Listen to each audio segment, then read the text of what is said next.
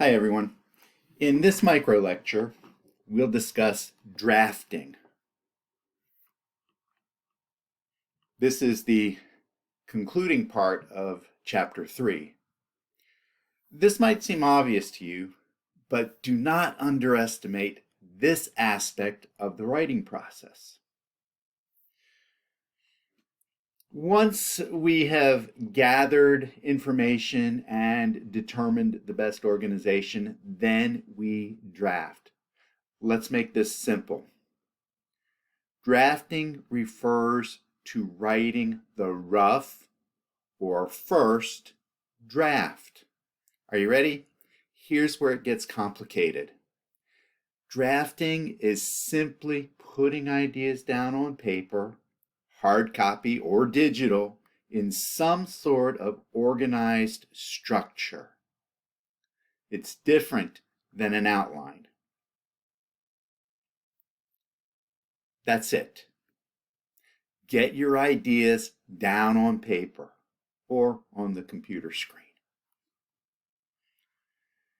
Now, the textbook talks about paying attention to grammar and style issues. For the rough draft, no.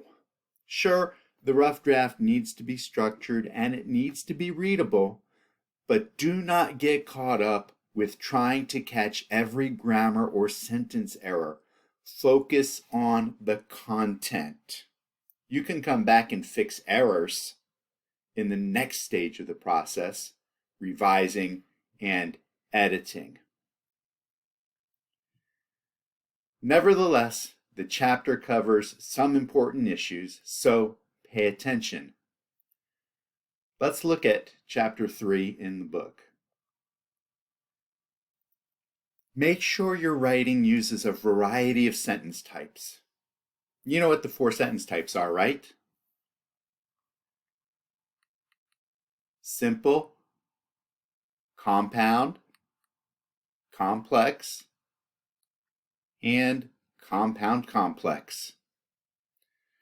Review the chapter and review the PowerPoint located in the Learning module.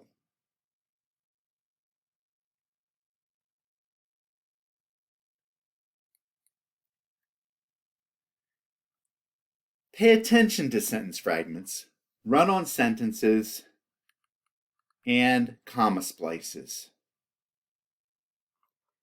These will kill your message.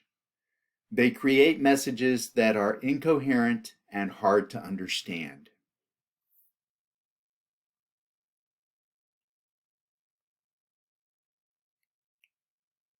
Remember that shorter is better as long as it is thorough, complete, and clear. This is the idea of being economical, being concise. Shorter messages, shorter paragraphs, shorter sentences, and short words are easier to understand, especially for multicultural audiences for whom English is not their first language.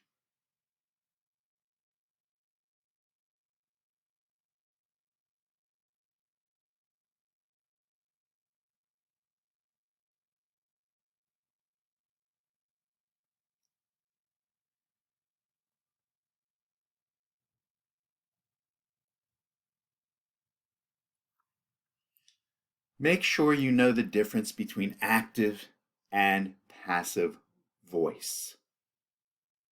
Active voice is preferred in business communication, but passive voice does have a place, and we'll talk about that, especially in Chapter 7 with bad news messages.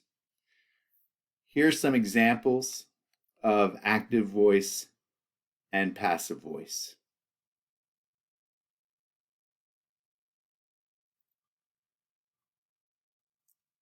Here's my example. You can just listen to this one. John fed the dog. Active voice. The subject, John, performs an action, fed, to feed, on the object, the dog. John fed the dog. 4 words.